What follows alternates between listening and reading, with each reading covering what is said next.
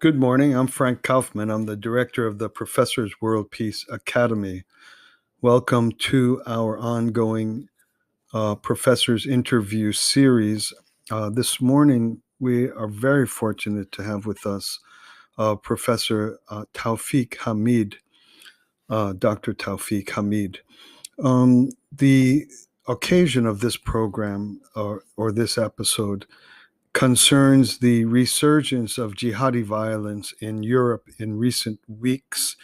There have been a number of incidents close together and particularly gruesome in their violent manifestation. Beheadings in two places in France, mass shooting near a synagogue in Vienna.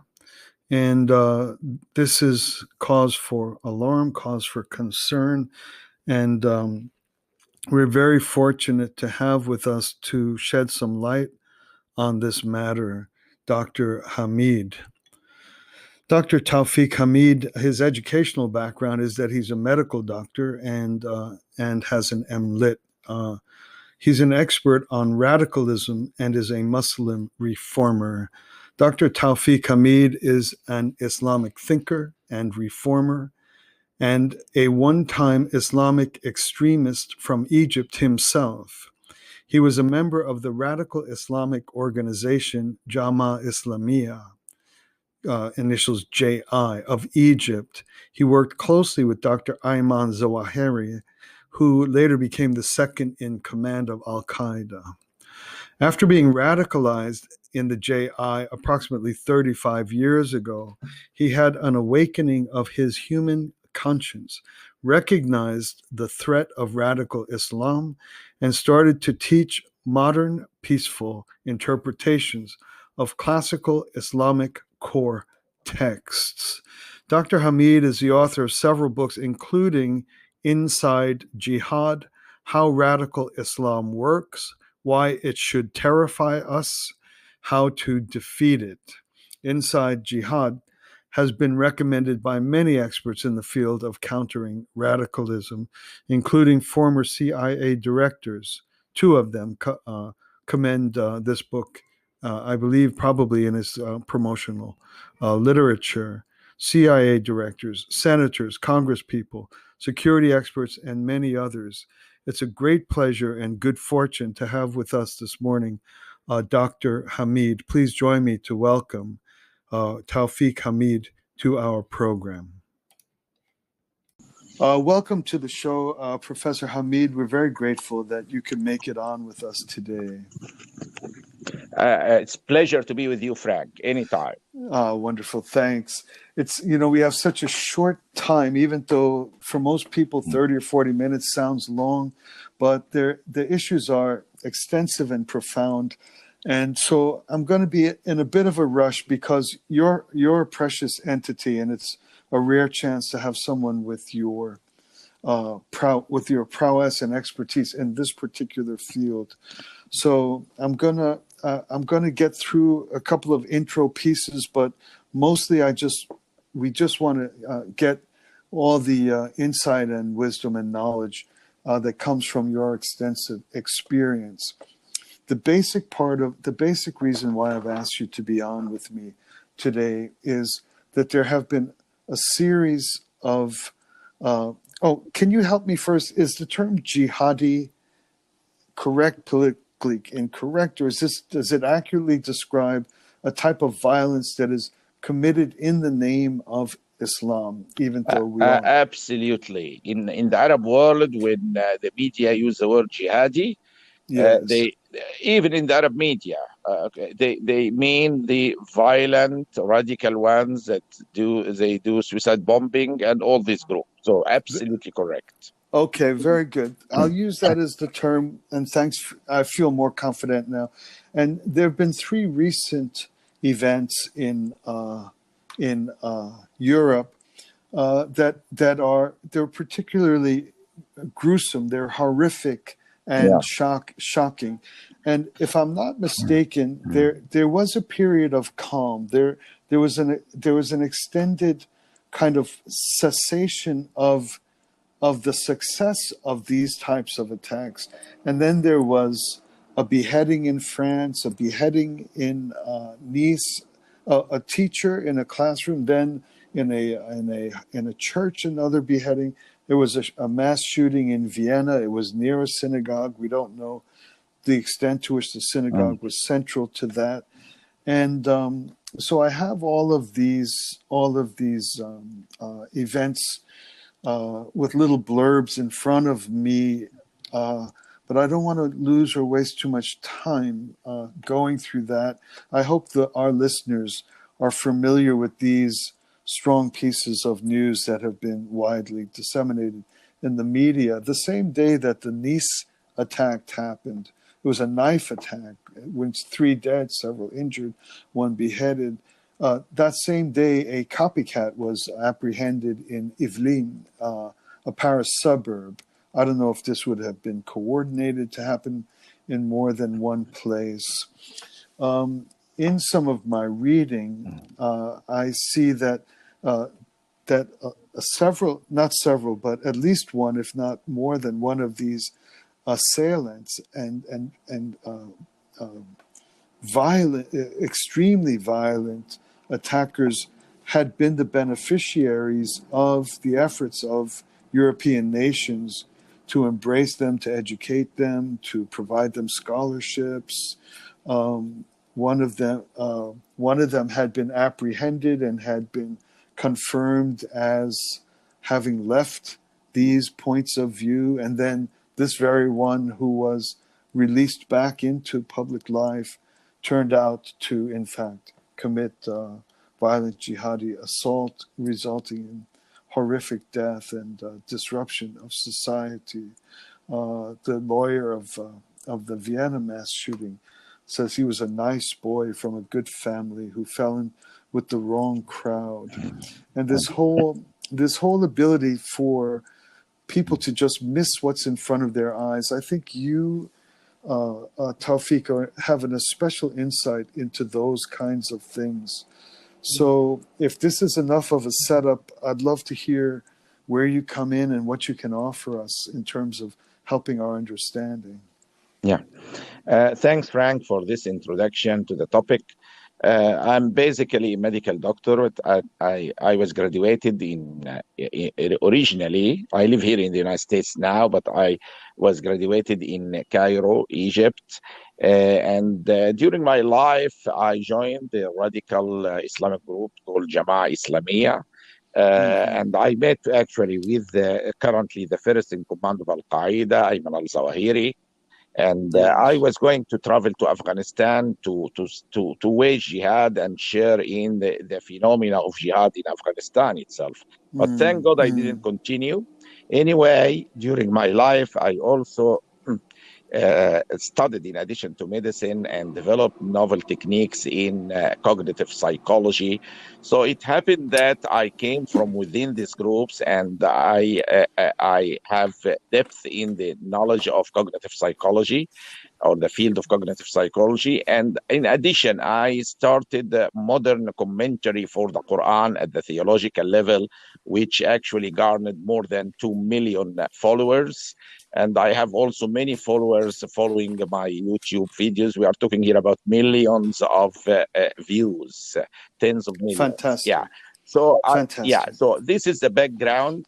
And this put me in a position where I can offer, I believe, the most important part of the problem, which is the solution. Many people have spoken about the problem for years and years and years. Yes, we know there is a problem.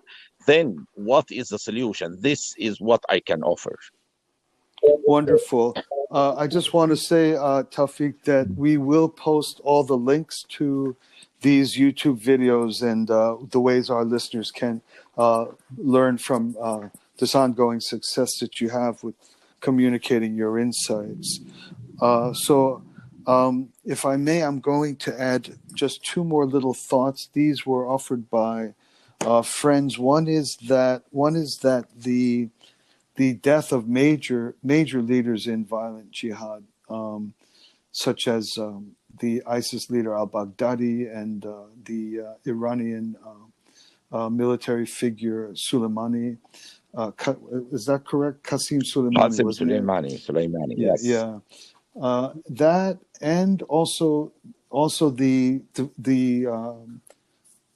evolution of some peace towards Israel is kind of arousing a certain type of jihadi Islam interpretation, saying not so fast. That's not Islam. This is Islam. It's that the re-arising or the new increase in incidents, is it something like in where there's a vacuum, like in Gangland, New York, or something, where there's a vacuum, people are vying to see who's going to be the next big leader. So this is an additional angle. If your insights can also speak to either of those things, and then it's yours. Please take it away. Actually, and before just explaining this point, I would like to mention that my YouTubes and my the Quranic in commentary and what I do is tip is in Arabic language, so probably your audience will find it difficult to follow for Okay. them. But they are in the Middle Uh, East, the source of the problem itself. I very believe good. the source of the problem comes from the Middle East, and it is fair to fight it there. And when I mean fight, I Yes. fight it at the ideological and psychological levels using certain forms of effective education. This is how can I Very good. summarize it? And using the internet as a vehicle. Regarding the point that you mentioned, look, Frank, I see what happened in Europe. It's we can always try to find some reasoning, like the killing of Qasim Soleimani, and the killing of some leaders of Al Qaeda, like Al Baghdadi. And you can say yes, they are trying to rise up again after this killing to say here we are here, for example. But I see it from a different angle, an additional angle, not a different, but additional angle, which is there is a level of radicalism that exists in the mindset of many in Muslims in Europe, it's particularly young Muslims, and this level of radicalism may manifest and may not manifest depending on situations. Initially, they can, for example, find the reason like the peace treaty with Israel and start to do some attacks here and there to object to it. Or some criticism of the Prophet Muhammad and what we have seen in France, for example. Yeah. So they can find always a reason to justify the attacks. And today they can say, oh, you insulted the Prophet. Next day, they Okay. can tell you you drink alcohol. Next day, Mm. you don't wear the hijab. Next day, you don't stone women to death. So it's endless, actually. The level of radicalism Mm. must be treated, because today they will find a reason. Tomorrow, believe me, they will find another reason. And this is, as I Mm. mentioned to you one day, it's like cancer. You don't detect the damage that it can cause and its real threat until it is relatively late, when the cancer Mm-hmm. mass increase to a certain level. So as long as the radicals increase in any European society, they may not manifest until they reach a certain level, and then you have huge number of population that it will be too late actually to resist them. Some people think Europeans Mm. may kick Muslims out of Europe. I see it the other way around. Muslims may kick the Europeans from Europe. So it's a growing problem that you don't see its real effect and the damage until it is too late, when the number of people who believe in such belief, who want to implement Sharia rules in Europe, exceed certain numbers. Then, even by democracy, they can take the lead and control things. And whoever object to them, whoever refuse the Sharia rules, he can be punished by them violently. So we are dealing with Mm. a real time bomb. Simple. Mm. Mm. Now, this is riveting or stunning to hear. It's a kind of a wake up call with your alarm on steroids. I mean, it's like ringing. But can you, before we go into this, which is hugely important, how is it? How do people not see radicalization?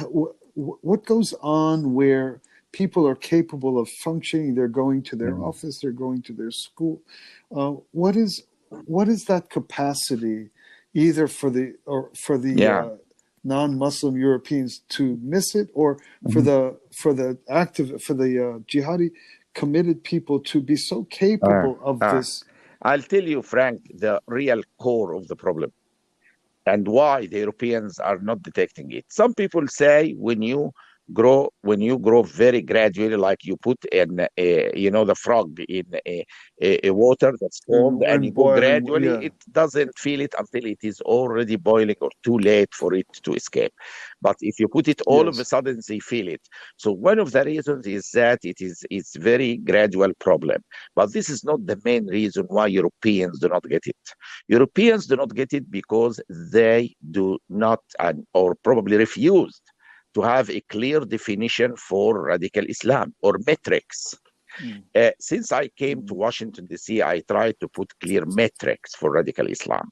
I call them mm, ABCs for radical Islam, which is A for mm, apostate killing, B, barbaric treatment of women like stoning and beating women, C, calling Jews pigs and monkeys, D, declaring jihad on non-Muslims to spread the religion, E, enslavement of female war prisoners and raping them like ISIS, F, fighting mm, Jews before end days and killing all of them, which is a standard Sharia teaching, G, gay killing.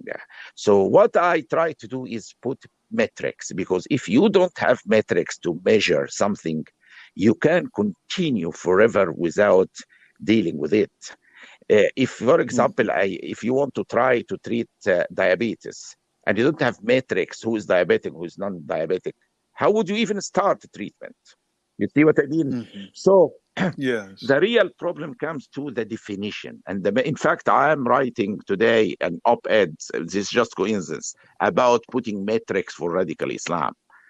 Hmm. And I wrote about it before, but I put it in my book, Inside Jihad, because without having metrics to define what is radical and what is not radical, you can't really even start solving this problem. So the French, the Europeans, and the British, if you ask them in the government, what is the definition of radical Islam that you have that you are trying to fight?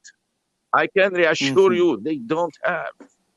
So they speak politically, yeah, we are fighting radical Islam, and more money goes to our organization to fight and radical Islam. But what is radical Islam? Is it just terrorism?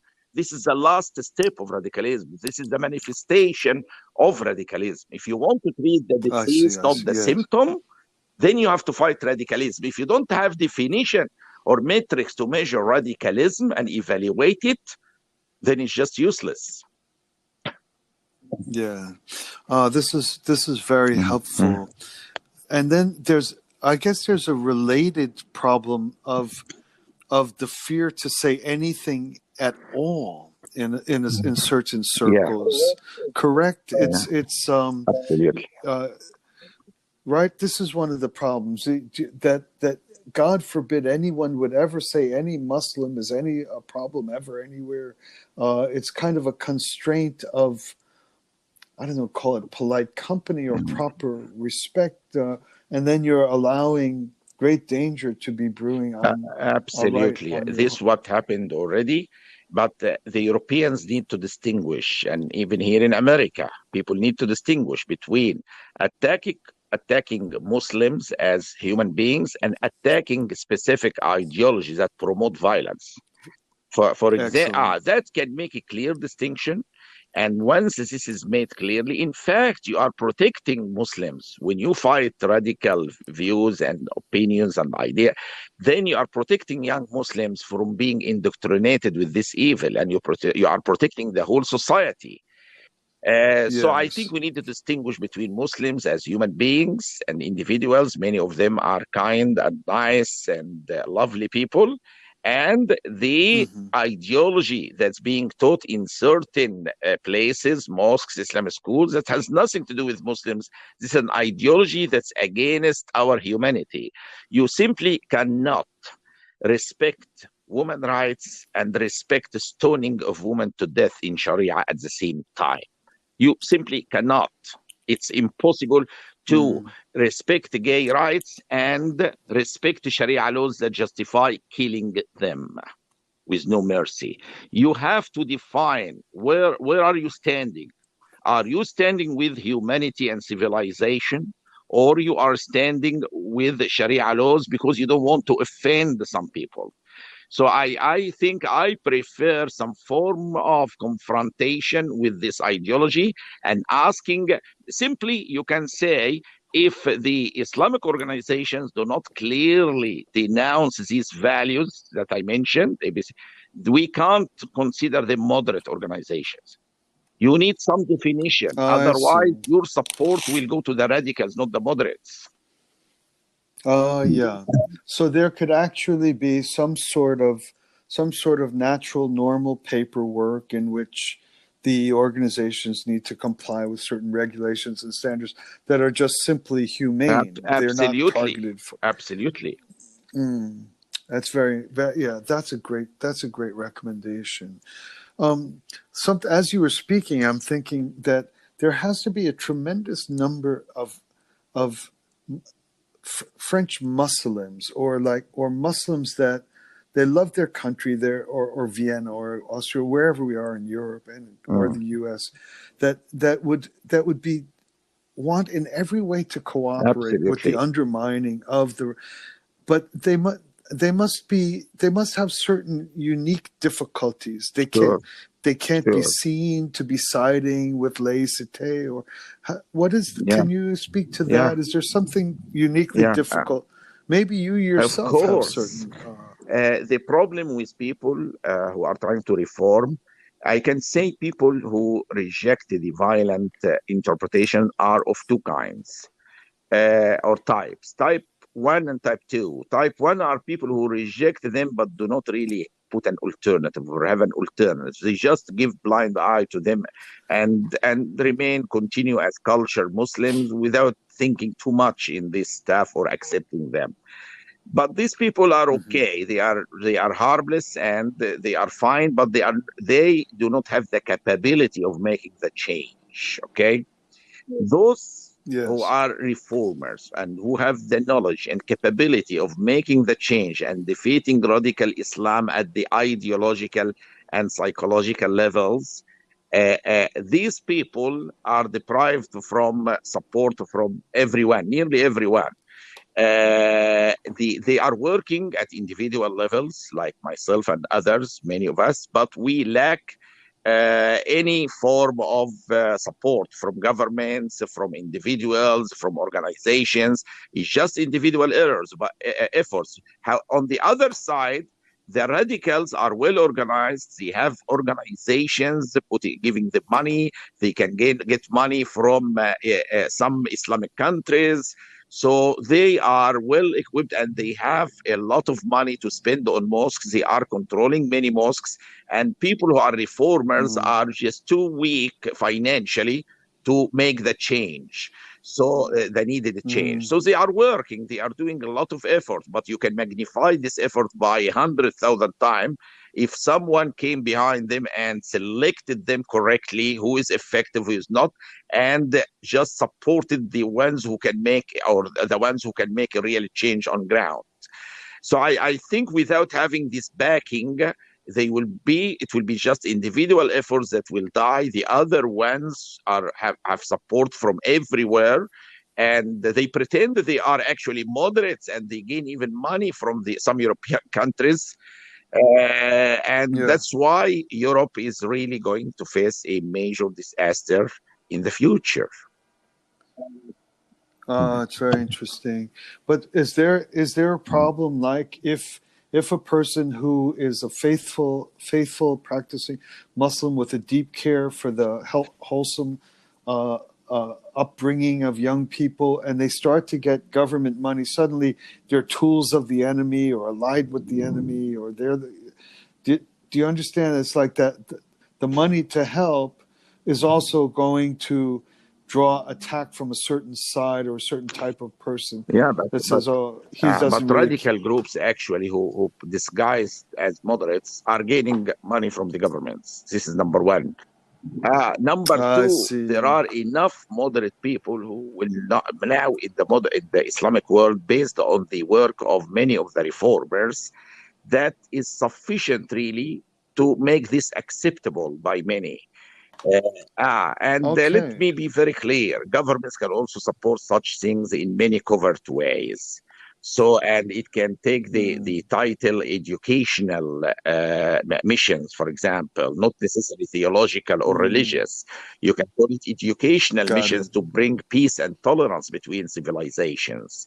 So there are many ways. If there is a will, Frank, there is a way. But they don't have the will. They are Sure. waiting, Yeah, and you're it right. will be too late for them. Believe me, they will not be able to make a change, and it might end in civil wars, because the moment the threshold Mm. of the Muslim population reach certain percentage of the society, if this percentage started to promote Sharia rules in the communities, then let me know how the European will feel when some people try to implement the Taliban and Al Qaeda and ISIS style in their countries. Are they going to stay silent, or are they going to refuse this? And if they refuse, they will be attacked violently, and you never know how it can go.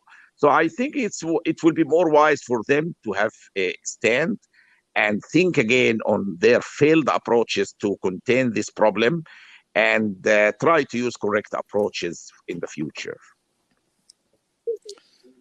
This is outstanding, Taufik. I want to come back to this. I think is the most important moment of our short conversation together, and I will come back to this at the end. I don't, because it's the high relief, it's the shining light from our short visit here. There's one small thing I want to talk about, and then I want to come back to wrap up again on this point of funding of education and the type of imbalance of the radicals getting the type of Yeah. support that you're describing.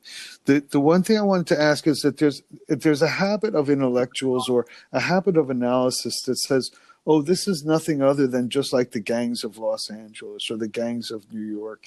It's basically, some kid, like if you're in a gang in LA, you have to go commit a murder, you have to go Yeah. do some violent thing, you have to go rape a woman. And so they see a similar type of dynamic of ghettoized, disenfranchised, and people argue that the Islam of it all is just overlay. It's just added fuel, Yeah. but you're basically looking at like membership of Yeah. that has Yeah. violent and Yes. disrupt. Can you Yes. just Absolutely. yeah. You raised a very important point, and there is a very simple answer to it. Number one, if these statistics is showing that the rate of suicide bombing and beheading is in the minorities that are non-Muslim minorities like Buddhists, Hindus, Coptic Christian minorities, Baha'i group communities, is the same as the young Muslims, then they are correct. It has nothing to do with ideology. It's all about being disfranchised or a small minority suffering like other small minorities. So it's if they can Uh-huh. compare the statistics, they will have the answer, or the first answer to this problem. The second answer is simple. If it is a gang, gangs usually do not have a lot of social media support for them. When someone beheads someone as a gang in somewhere, you don't find many people on social media saying, oh, excellent, go ahead, we will love you, God bless you. You don't see such things. I can reassure you, if the French people went to the social media of young Muslims in France, I have done this in the Middle East, and I'm telling you, in France, they will find the same results. A majority of people, or significant percentage at least, are highly supportive of these beheadings. So when you see this number of support on social media, then the problem is not small bunch of gangs doing some crime. That's much bigger of a problem. that is infiltrating the whole society. So I think they need to do their mathematics and work before jumping to wrong conclusions. Brilliant, brilliant. Um, Tawfik, I'm so sensitive to your time. I know every network on earth is always hunting you down. And so I'm going to come to a close, but I want to, as I said, I want to come back to this main point that those with money and governments need to recognize where support needs to go, because the jihadi networks are well funded, Yes, you say, well organized, and those who are working against it in serious and effective ways are just like marbles in a pot, right? Each one on his own, without the necessary support in order to meet the challenge of this absolutely. magnitude. Yeah. All right. Tawfik, I'm very You, grateful for your time. It's a precious thing, and I hope we can call on you now and then until we can get a anytime, good Frank, you good are handle on always this. more than welcome. Thanks so Bye much bye. for being Thank with you. us today. Bye bye. Bye bye. Thank you.